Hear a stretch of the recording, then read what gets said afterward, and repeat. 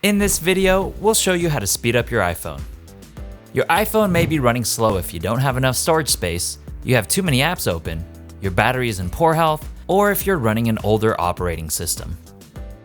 Here's how to fix it. Start by closing all open apps. If you have an iPhone 8 or older, just double tap the home button and swipe on an app to close it. On newer iPhones, swipe up from the bottom of the screen on the apps you want to close. Go ahead and restart your device to stop any unnecessary processes that may be running in the background. It could also run slow if it's low on storage. Check your available storage, then review large attachments and delete apps to free up space. If your phone is still running slow, it may have physical or liquid damage. Carefully inspect your phone for any cracks, and look for dried markings behind the screen or for corrosion at the ports.